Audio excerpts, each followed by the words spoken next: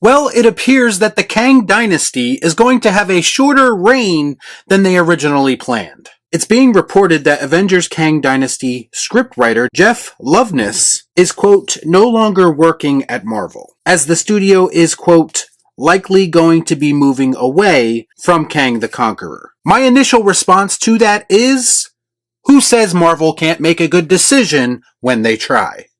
Let's discuss. Our content sucks. Our content sucks. I watch so you don't have to. All I'm offering is the truth, nothing more. Kicking off Phase 5 and introducing Kang and Jonathan Majors in a colossal way, and that's what I'm most excited for audiences to see. But we've got lots of plans ahead for him in a great way. And Phase 4, as I've said, was all about experimentation, introduction, and reintroduction. And we took our time to have fun and play in genres we hadn't played in before and do all sorts of fun things with these new characters. You know, just when I thought I would be done with Marvel content for a while, we have somewhat major news breaking, and don't get it twisted. This is substantial. When you take into consideration that this would be the first time that the MCU would have to course correct to this level. I don't believe it! I mean, the whole idea that the MCU is built on is to use these smaller shows and films to build to a mega crossover event film a la the Infinity War. And in order for them to make it look like they haven't missed a beat, both from a planning and story perspective, they realize they need a big bad at the center in order to create conflict. After Endgame and Marvel Studios made it very clear that they were going to continue, the big question became, who's going to be the next Thanos? And at one point or another, Marvel Studios landed on Kang the Conqueror to be that character. Why? All we heard leading up to Quantumania was Marvel and the media trying to sell everyone on the idea that Kang is legit. Some were even saying that Kang was a bigger and more formidable presence than even Thanos was. The problem was, they were telling us this in the media, but there wasn't anything in the actual film to prove it. Talk is cheap, motherfucker! If we didn't know that Kang was supposed to be a bigger deal after Quantumania, based on how he was portrayed in that movie, he would be just another villain. It's another instance of Marvel and the media overhyping one aspect of a subpar film in order to hide all of the deficiencies elsewhere. Kang's on-screen presence has been underwhelming, to say the least. And before anyone brings up Loki, I'm gonna stop you right there, because I don't care what happened in Loki. I didn't watch it, and I don't have a real interest in watching it. I don't care!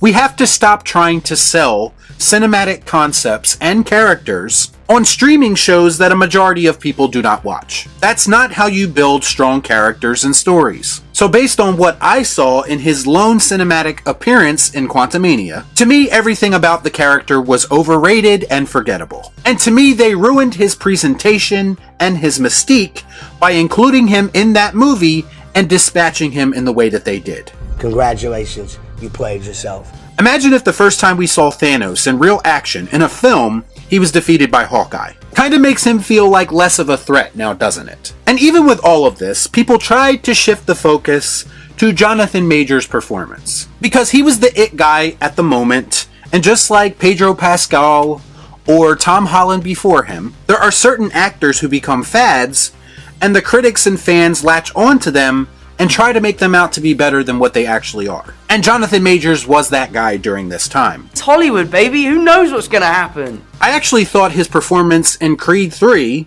in this same year was much better. But that movie didn't have the benefit of people looking at it with MCU blinders on. To me, his performance was fine in Quantumania, but it was nowhere near the Heath Ledger Joker levels that people were trying to make it out to be. Plus, we do have to take into consideration Jonathan Majors' ongoing legal trial. That may or may not have made Marvel Studios feel uneasy about having him be the focal point of their entire franchise. Wait a minute. Hang on a second.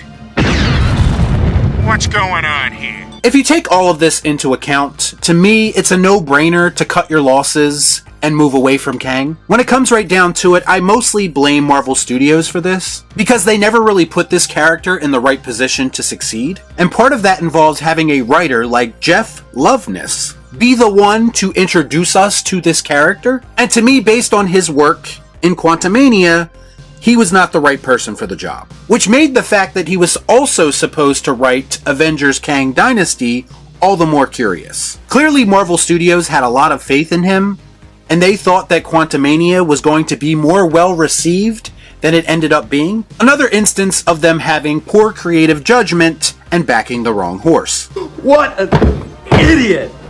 Oh, what a loser! It should also be noted that there were also reports that Marvel Studios only chose Kang to be the villain of their multiverse saga after Jonathan Majors received positive buzz for his cameo in Loki. And to me, this just makes the current Marvel Studios seem more reactionary than anything. They started building an entire multiverse saga around a character that made people on Twitter happy because of a cameo. I can't stress this enough. When you make films based on Twitter reactions, that usually doesn't end up well.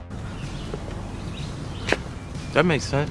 I actually think that their competitor, WB and DC, are about to find that out the hard way, but I digress. The same report that says Marvel may be moving away from Kang also mentions that Doctor Doom may be taking his place. Now, to me, Doctor Doom is a much better choice anyway, and a much more recognizable character. If the Marvel's failure has taught us anything, it's that audiences aren't really accepting these more obscure characters. So I do think that it would benefit them to use a villain that more people might recognize. The only issue is now they have to change plans on the fly and build to that character. And I just don't know if Marvel Studios is currently creative enough to pull that off. Absolutely not. To me, Doctor Doom is the type of character that deserves a proper build, and I don't think most fans at this point are willing to accept a half-assed version of him. The silver lining here is that if this ends up coming to fruition, it feels like Marvel Studios is finally starting to recognize that there are problems and they're making certain efforts to fix them. I just don't have a lot of confidence in the people in charge to make changes in a satisfying way, because they've done nothing up until this point to suggest that they are capable of doing so. Y'all be cool. Nah.